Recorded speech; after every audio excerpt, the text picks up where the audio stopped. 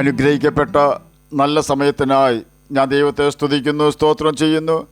ദൈവവചനം ശ്രവിച്ചുകൊണ്ടിരിക്കുന്ന എല്ലാ ദൈവമക്കൾക്കും വീണ്ടും വരാമെന്നരുളി ചെയ്തവനായ കർത്താവായ യേശു ക്രിസ്തുവിൻ്റെ ധന്യനാമത്തിൽ ഞാൻ എൻ്റെ സ്നേഹവന്ദനം അറിയിക്കുന്നു. ഇന്നത്തെ അല്പസമയത്തെ ചിന്തയ്ക്കായി ഉൽപ്പത്തി പുസ്തകം 26-ാം അധ്യായം 28-ാം വാക്യം നമുക്ക് വായിക്കാം. അതിന് അവർ, യഹോവ നിന്നോട് കൂടെയുണ്ട് എന്ന് ഞങ്ങൾ സ്പഷ്ടമായി കണ്ടു. അതുകൊണ്ട് നമുക്ക് തമ്മിൽ, ഞങ്ങൾക്കും നിനക്കും തമ്മിൽ തന്നെ ഒരു സത്യബന്ധം ഉണ്ടായിരിക്കണം. ഗെരാർ രാജാവായ അബീമേലെക്കും സ്നേഹിതനായ അഹൂസത്തും സേനാപതിയായ ഫീക്കോലും ഗെരാറിൽ നിന്നും ഇസ്ഹാക്കിൻ്റെ അടുക്കൽ വന്ന് പറഞ്ഞ വാക്കുകളാണ് നാം കേട്ടത്.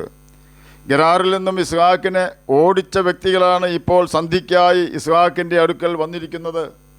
അബ്രഹാമിൻ്റെ കാലത്ത് കുഴിപ്പിച്ചിരുന്നതും അബ്രഹാം മരിച്ച ശേഷം ഫിലിസ്തീർ നികത്തിക്കളഞ്ഞതുമായ കിണറുകൾ ഇസ്ഹാക്ക് പിന്നെയും കുഴിച്ച് തൻ്റെ പിതാവ് അവയ്ക്ക് ഇട്ടിരുന്ന പേർ തന്നെ ഇട്ടു എന്ന് ഉൽപ്പത്തി പുസ്തകം 26-ാം അധ്യായം 18-ാം വാക്യത്തിൽ രേഖപ്പെടുത്തിയിരിക്കുന്നു.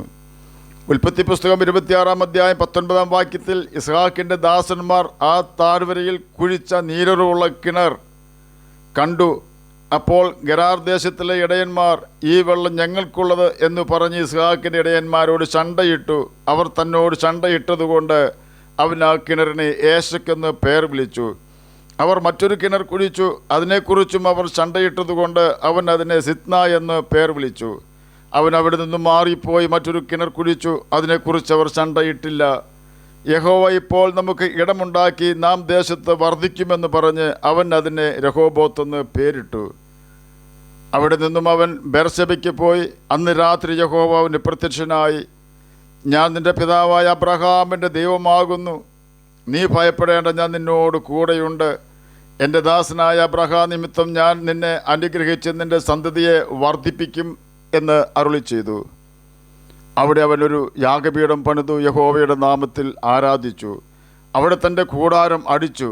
അവിടെയും ഇസ്ഹാക്കിൻ്റെ ദാസന്മാർ ഒരു കിണർ കുഴിച്ചു. ഇപ്പോൾ നാം കേട്ടത് ഉൽപ്പത്തി പുസ്തകം 26-ാം അധ്യായം 19 മുതൽ 26 വരെയുള്ള വാക്യങ്ങളാണ്. ഇസ്ഹാക്കിൻ്റെ ദാസന്മാർ കിണർ കുഴിക്കുന്നു, മറ്റുള്ളവർ ശണ്ടയിട്ടുകൊണ്ട് ഇവരെ ഓടിക്കുന്നു.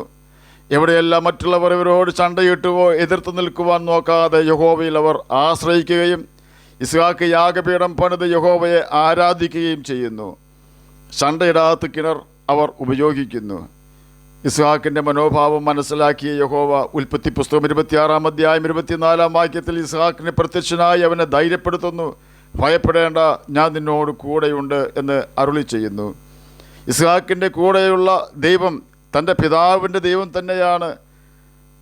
എത്ര പ്രതിസന്ധി വന്നാലും ഇസ്ഹാക്കിനെ മാറി ചിന്തിക്കേണ്ട ആവശ്യമില്ല. കെട്ടപ്പെട്ടവനായ യാഗപീഠത്തിൽ നിരത്തിയിരിക്കുന്ന വിറകിന്മീതെ മരണത്തെ മുഖാമുഖമായി കണ്ടപ്പോൾ അബ്രഹാമിൻ്റെ കത്തിമുനയിൽ നിന്നും രക്ഷിച്ച ദൈവത്തിന് കേവലം ജലത്തിൻ്റെ കാര്യത്തിൽ തന്നെ സഹായിക്കുവാൻ കഴിയും എന്ന് ഇസ്ഹാക്കിന് അറിയാമായിരുന്നു. യഹോവ പറഞ്ഞു, ഞാൻ നിന്നോട് കൂടെയുണ്ട് എന്ന്. ആ വാക്ക് അധികം ഉറപ്പിക്കുന്നതായിരുന്നു ഗെരാർ രാജാവായ അബീമേലെക്കിൻ്റെ വാക്കുകൾ. യഹോവ നിന്നോട് കൂടെയുണ്ട് എന്ന് ഞങ്ങൾ സ്പഷ്ടമായി കണ്ടു എന്ന് ഉൽപ്പത്തി പുസ്തകം 26-ാം അധ്യായം 28-ാം വാക്യത്തിൽ രേഖപ്പെടുത്തിയിരിക്കുന്നു. പ്രശസ്ത ക്രിസ്തീയ ഗായകനായ ഹിൽഡിംഗ് ഹാൽവർസണിൻ്റെ വീടിൻ്റെ പിൻഭാഗത്ത് 3 കുട്ടികൾ കളിച്ചുകൊണ്ട് നിൽക്കുകയായിരുന്നു. കളിക്കിടയിൽ അവരുടെ സംഭാഷണം തങ്ങളുടെ പിതാക്കന്മാരെക്കുറിച്ചായി. ഒരു കുട്ടി പറഞ്ഞു, എൻ്റെ പപ്പ ഏറെ പ്രശസ്തനാണ്. അത് കേട്ട രണ്ടാമത്തെ കുട്ടി പറഞ്ഞു, അതിൽ വലിയ കാര്യമില്ല, എൻ്റെ പപ്പായെ നഗരത്തിലെ മേയർ വരെ അറിയും. ഈ സംഭാഷണം ശ്രദ്ധിച്ചു കൊണ്ടിരുന്ന ഹാൽവർസൺ അടുത്ത കുഞ്ഞിൻ്റെ സംഭാഷണത്തിനായി കാതോർത്തു. അത് അദ്ദേഹത്തിൻ്റെ മകൻ്റെ ശബ്ദമായിരുന്നു. അവൻ തൻ്റെ പതിഞ്ഞ സ്വരത്തിൽ ഇങ്ങനെ പറഞ്ഞു, അതിലൊന്നും വലിയ കാര്യമില്ല, എൻ്റെ ഡാഡിക്ക് ദൈവത്തെ അറിയാം. ഹാൽവർസൺ ഈ വാക്കുകൾ കേട്ടയുടൻ താൻ ഇരുന്ന മുറിയിൽ മുട്ടുകുത്തി. ദൈവത്തോടുള്ള നന്ദിയാൽ അദ്ദേഹത്തിൻ്റെ കണ്ണുകൾ നിറഞ്ഞൊഴുകി. അദ്ദേഹം പ്രാർത്ഥിച്ചു, ദൈവമേ, എന്നും എൻ്റെ മകനെ ഈ നിലയിൽ എന്നെക്കുറിച്ച് പറയുവാൻ എനിക്ക് ബലം നൽകണമേ. കുഞ്ഞുങ്ങൾ നമ്മുടെ ആത്മീയ നിലവാരം നന്നായി മനസ്സിലാക്കുന്നുണ്ട് എന്ന് നാം ഓർക്കണം. ഇസ്ഹാക്കിന് തൻ്റെ പിതാവിൽ നിന്നും ലഭിച്ച ദൈവഭയം തൻ്റെ മകനായ യാക്കോബ് പറയുന്നത് നാം കേട്ടിട്ടുണ്ട്. യാക്കോബ് ലാബാനോട് പറയുകയാണ്, എൻ്റെ പിതാക്കന്മാരുടെ ദൈവമായ അബ്രഹാമിൻ്റെ ദൈവവും ഇസ്ഹാക്കിൻ്റെ ഭയവുമായവൻ എന്നോട് കൂടെ ഇല്ലായിരുന്നുവെങ്കിൽ നീ എന്നെ വെറുതെ അയച്ചു കളയുമായിരുന്നു. അബ്രഹാമിൻ്റെയും ലോത്തിൻ്റെയും ഇടയന്മാർ ചണ്ടയിട്ടപ്പോൾ തിരഞ്ഞെടുപ്പിനുള്ള അവസരം ലോത്തിന് കൊടുത്തുകൊണ്ട് അബ്രഹാം മാതൃക കാണിച്ചു. ദൈവം അവനിൽ പ്രസാദിച്ചു. ഇവിടെ ഇതാ കിണറിന് വേണ്ടി ചണ്ട ഇട്ട ഇടയന്മാരുമായി ഒരു പ്രശ്നമുണ്ടാക്കാതെ ദൈവത്തെ ഭയപ്പെട്ട ഇസ്ഹാക്കിനെ തേടി ഗെരാർ രാജാവ് തന്നെ ഇറങ്ങി തിരിച്ചിരിക്കുന്നു. ഇപ്പോൾ ഗെരാർ രാജാവായ അബീമേലെക്കിന് ഇസ്ഹാക്കിനോട് ഒരു അപേക്ഷയേ ഉള്ളൂ. അത് ഉൽപ്പത്തി പുസ്തകം 26-ാം അധ്യായം 29-ാം വാക്യത്തിൽ നാം കേട്ട് കഴിഞ്ഞു. ഇസ്ഹാക്ക്, നിങ്ങളോടൊരു ദോഷവും ചെയ്യില്ല എന്ന് ഞങ്ങളോട് ഉടമ്പടി ചെയ്യണം. ഇതാണ് അപേക്ഷ. എന്നെ കേൾക്കുന്ന പ്രിയ ദൈവമകനെ, ദൈവമകളെ, സാഹചര്യം എത്ര പ്രതികൂലമായാലും നമ്മുടെ അധ്വാന ഫലം ആരൊക്കെ സ്വന്തമാക്കിയാലും യഹോവയുടെ മുഖത്തേക്ക് നോക്കി ജീവിക്കുക, ദൈവഭയത്തോടെ ജീവിക്കുക. കുഞ്ഞുങ്ങളുടെ മുമ്പിൽ ദൈവഭയത്തോടെ ജീവിക്കുക. മക്കൾ യഹോവ നൽകുന്ന അവകാശവും ഉദരഫലം അവൻ തരുന്ന പ്രതിഫലവും തന്നെ എന്ന് 127-ാം സങ്കീർത്തനം 3-ാം വാക്യത്തിൽ രേഖപ്പെടുത്തിയിരിക്കുന്നു. ആ മക്കളെ ദൈവഭയത്തിൽ വളർത്തുന്നതിനേക്കാൾ ദൈവം പ്രസാദിക്കുന്ന മറ്റൊരു കാര്യവുമില്ല എന്ന് നാം മനസ്സിലാക്കണം. അബ്രഹാമിനെ ദൈവം വാരിക്കോരി അനുഗ്രഹിച്ചതിന് ഒരു കാരണം അവൻ തൻ്റെ മകനെ ദൈവത്തിന് നൽകുവാൻ തക്കവണ്ണം യഹോവയെ ഭയപ്പെട്ടു എന്നതാണ്. ആ തൻ്റെ മകൻ ഇസ്ഹാക്ക് ദൈവഭയമുള്ളവനായി ജീവിച്ചു.